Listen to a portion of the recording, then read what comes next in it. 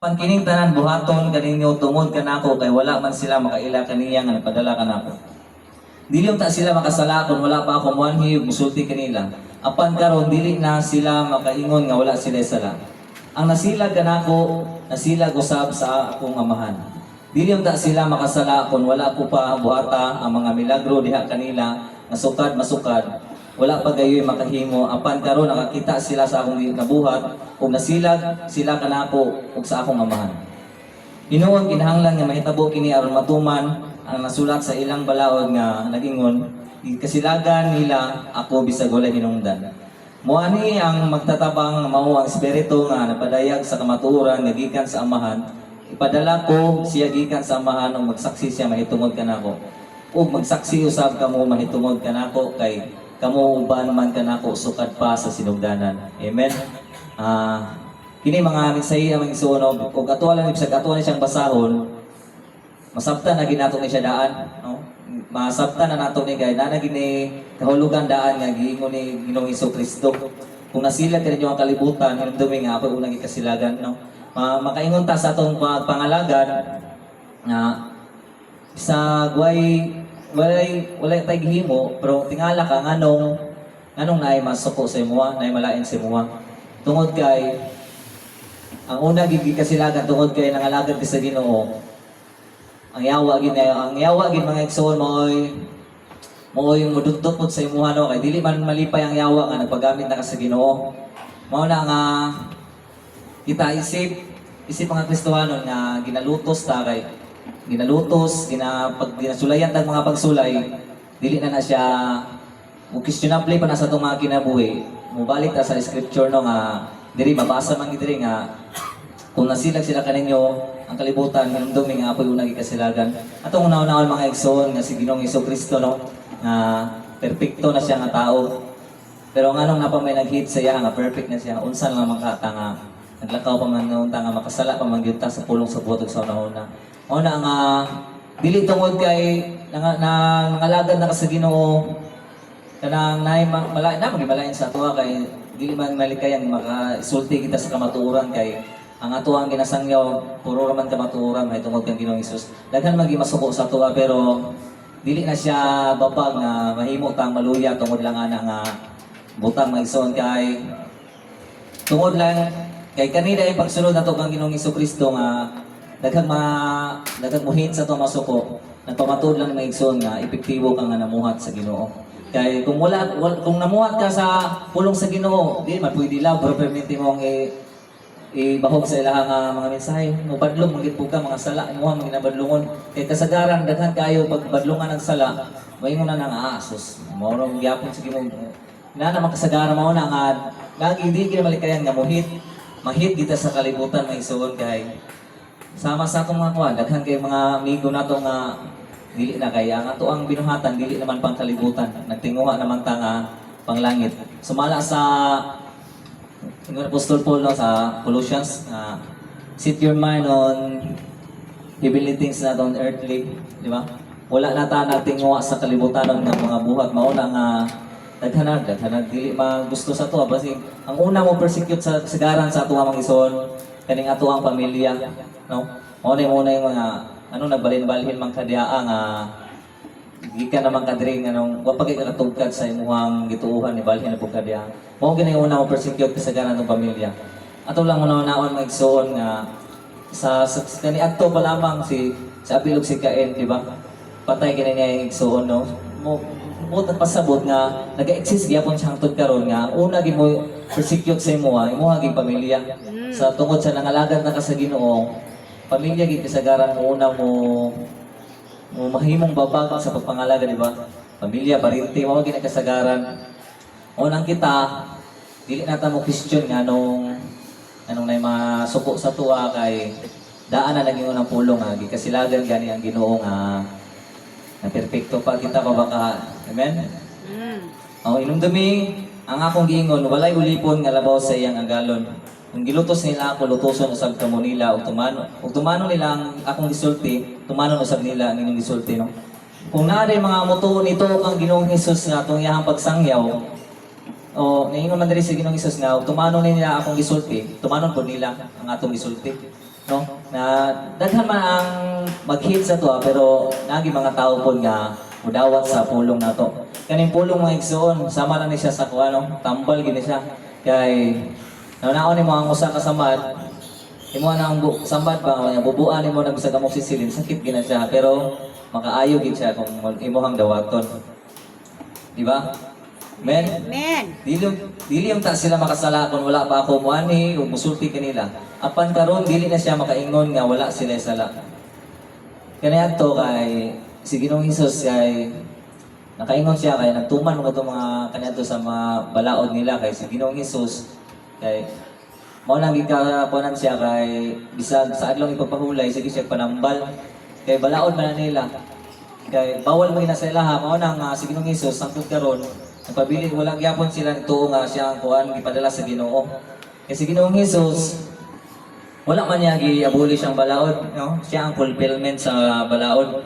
Siya ang katubagan ay katumanan. Siya ang katumanan sa balaod. Mao na ang galing lang tao, nakita na gani nila sa una ang mga gibuhat sa Ginoong Hesus, no? Nakita na nila ang mga milagro.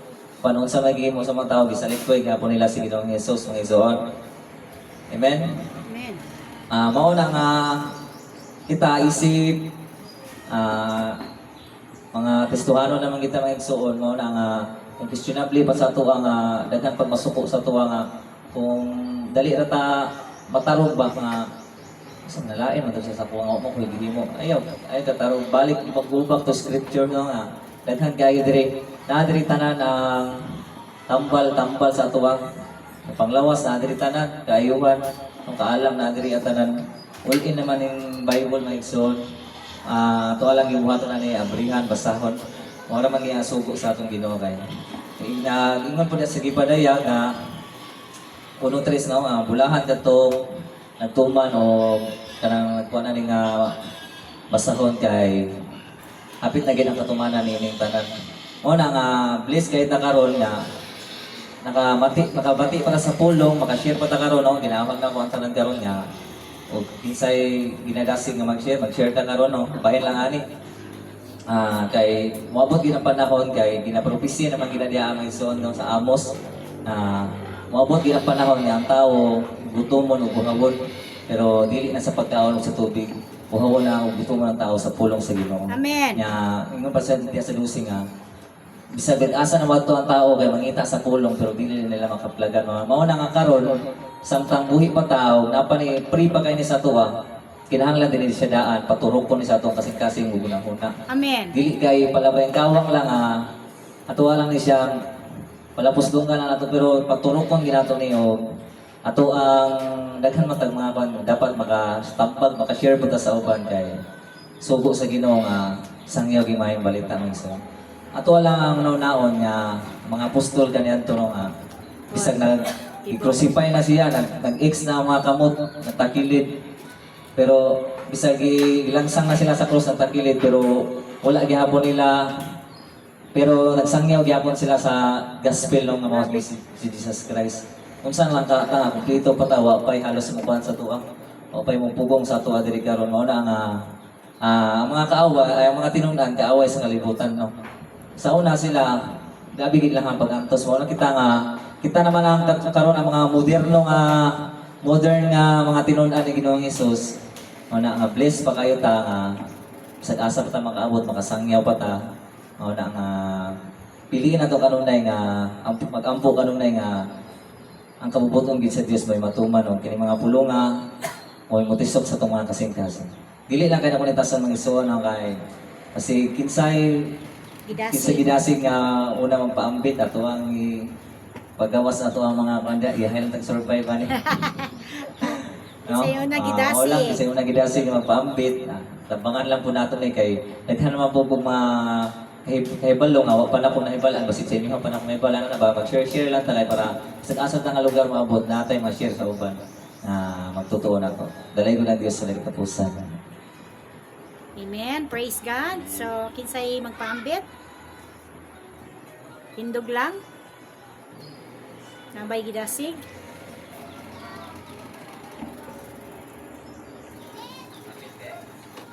Amen. Mayong hapon sa tanan. Tagaig mic, asang mic. Praise the Lord. Nindot ang pulong Ito, pastor, sa taas. Sa taas. Take the chance. Hallelujah. Once again, mayong hapon. Amen. Ang hapon sa tanan. Dili na to kawagon nga mupahambitas pulong sa Ginoo. Hallelujah. Mao man ni gusto sa Dios. Tinuod na. Kani bitaw giingon diri sa gisgutan kini sa Bible science nga moanhi ang magtatabang nga mao ang espiritu nga nagpadayag sa kamatuoran nga gikan sa Amahan. Ipadala ko siya gikan sa Amahan ug magsaksi hitungod kanako. Kani man gud mga igsoon.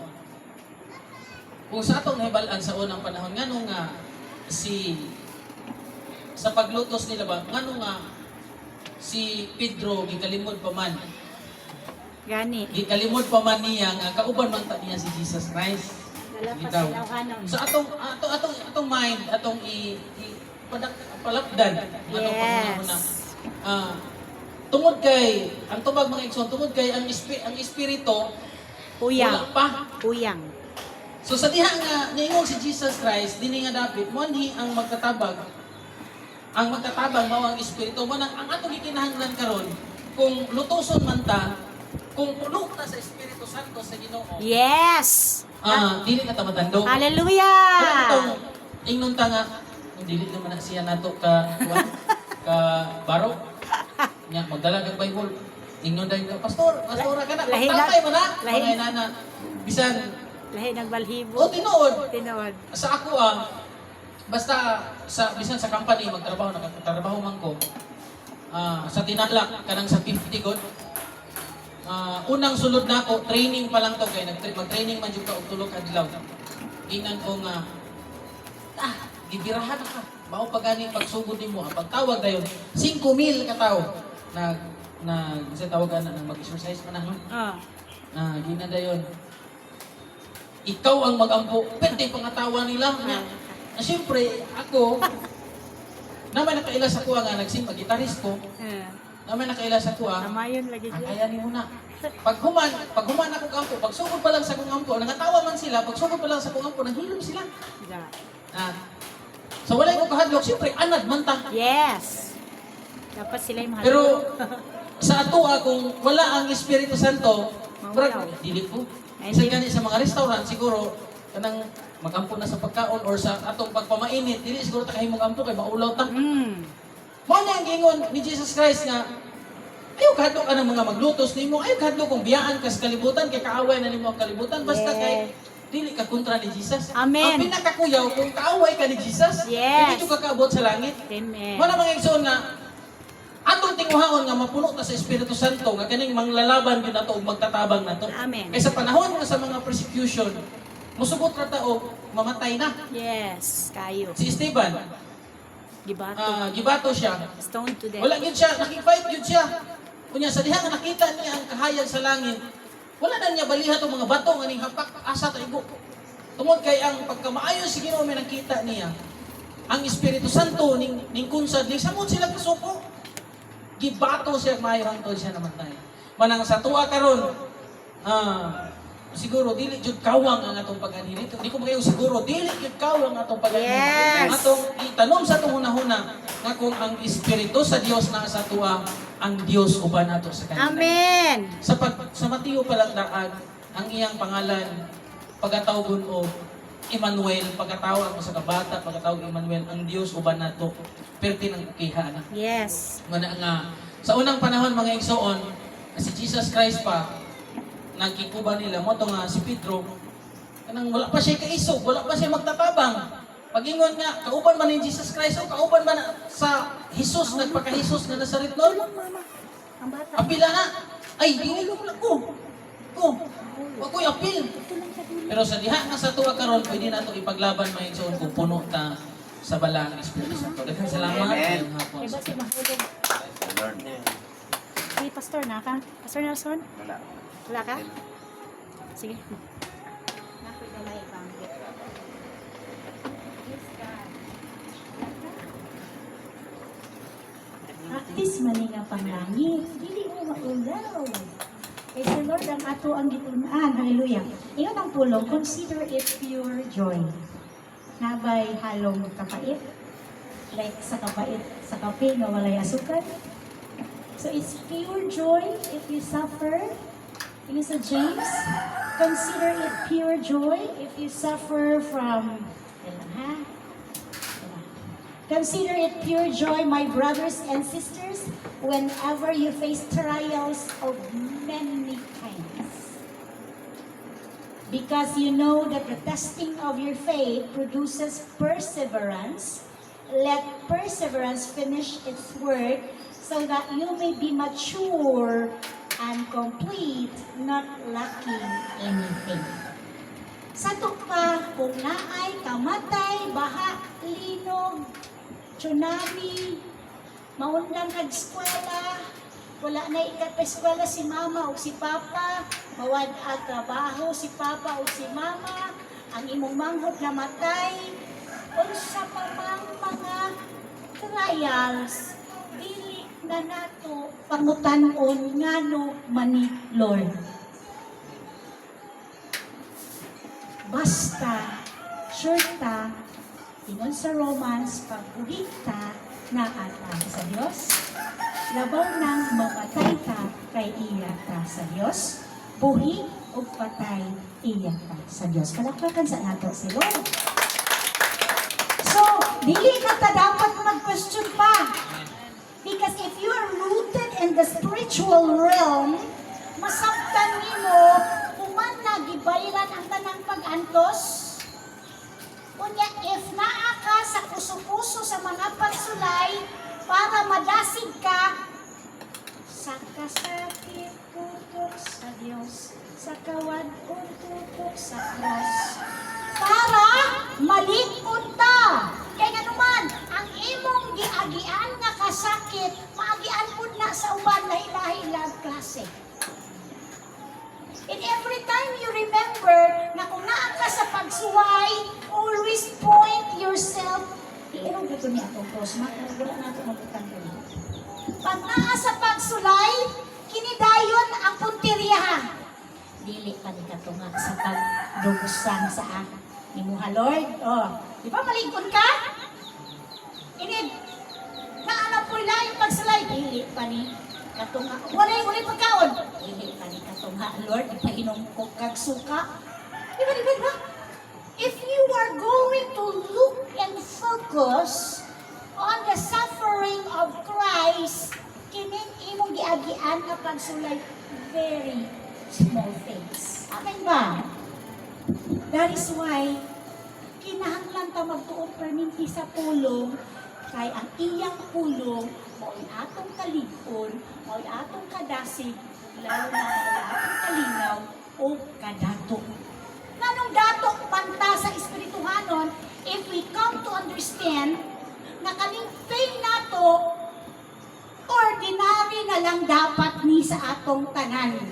Kay ang tinuod, agian lang ni nato, hangtod lahutayan lang ni nato, kay kabalukang diha, kung pabilin ka sa kamot ni Christ, dito yun ka sa langit paingon. Amen? Muna, beginning today, ayaw nag-question sa imong mga pagsulay. Amen? Amen. Pasalamatan daw. Ingon sa 1 Thessalonians 5:18, pasalamati ang tanang butang kay kini kabubuton sa Dios ngadto kay Kristo Jesus. Pag naa ka sa pagsuway, ayaw tutok sa problema. Tutok sa solution finder sa problema. Lord, na ako'y problema. Kaso lang, ang tao lagi makalimot nga naay gamhanan ng Diyos. Amen? I would like to reiterate this. I was able to say this sa Thanksgiving niya aging adlaw dito sa sa Mambing. Umay lang this preacher dito. Again, dili siya nato Ginoo kung ang mabuhat lang niya nga mga butang kaya ra buhaton sa tawo. Ginoo nato siya kay siya ang author sa tanang imposible o milagro nga mahitabo sa atong mga kinabuhi. Shall we all give God a clap of praise? Palakpakan nato sa Lord. Hallelujah! once we believe on that statement, anytime you can embrace miracles coming from the Lord. No? Because mapagawas lang daw nato ang milagro sa Ginoo pinaagi sa inyong pagtuo. And that act of clapping your hands is an acknowledgement that you believe on that statement and something good will happen into your life the next day, the next month, the next year. Expect that. Amen? Tulay ko ng Diyos sa iyang pulong kung kanang mga pagsuway, paglutos, pagtamay, mo katawa na lang yun ko kay ako mismo, daghan kaayong nagkusupuso. Pero, isa lang ibutang, magpasalamat ka daghang di ganahan nimo, that means to say, effective ang imong espiritu. Pag wala gani, nagsamok-samok nimo, ibig sabihin dili ka threat sa yawa. Pareha raman ni Anig Kabangis. Pareha raman ni. Pastor Magda, di ko parang ko parehang hindi na ko ni Labtan. Di ba kung amigo ni mo, di ba ni may Labtan? Ka-birds ni anak ko na. So, ibig sabihin, kay kaaway man sa Diyos ang kalibutan, kalibutan means ang mga butang na ginabuhat sa kalibutan na wala iya linya sa kabubuton sa Diyos kaaway ni Isko. Concert. Kana si, kinsa ganina, Elias, sabak ta diri. Maliw na to, mga Kristohanon. Simba ta diri, daig ta diri, praise and worship ta diri. Anilhig simbahan ta diri. Di ba? So dapat i-ana ta sa atong tawag sa atong Ginoo nga dili na ta affected sa kung unsay gisulti sa tao. Amen? Dili na ta affected ana. Again, matingala ka og walay against nimo. That means pareho mo balhibo o pareho mo espiritu. Amen? So dili na ta matingala ha. Dapat pure joy ang consideration nato anak tanan. Ako mismo anak, papa, pinakagrabe nga pagsulay ang ako lagi. Pagsinisay sa mga tumbangan akong daughter. Pero ningon ko, Lord, mas ipatyo nimo sa mga tumbangan ng akong anak. Dili, taiko para i-prove na ako nga love kita ka, Lord. That is why, wala na siya nagsabon sa ko aking kabalo siyang in love kita. Muna yung ko, no weapon formed against you shall prosper. Pag pure ang imong motibo, diha sa Ginoo ang himaya ninyo siya sa imong kinabuhi. Patay na ni. Gawat na lang ko kanasta siya lugar. Amen? So dapat isog na Kristohanan ha? Dili tatalawan na Kristohanan ha? Kaya, alam ko tayo mga Kristohanan mo, pati yung linya dito dayon. Una kumak, sunod ka ma? Kaya sinong Pastor Wilson? Diba? Dapat excited na mamatay. Kaya kung di na mamatay, di kakatog langit. Nga, ako ba madlok ba mamatay? Dili, something katog langit. Wala may flesh ng katog langit. Diba? Amo na daw ko, excited na ba mo mamatay? No, may walis patay, pastora. Excited na ba? Ang tubag ba yan? Depende mo yan na. Kung matured na mo, ready na ba mo? Tama? Excited na ba ang tanang mamatay? Dapat next question na inumutanan ninyo, anak. Dali, Lord. Kung tabutoton ninyo. Amen! Hallelujah! Di alam. Alahin ko ng Diyos. Palakpakan sa nato sa Lord. God, we praise you for all the words you gave us this wonderful afternoon, God.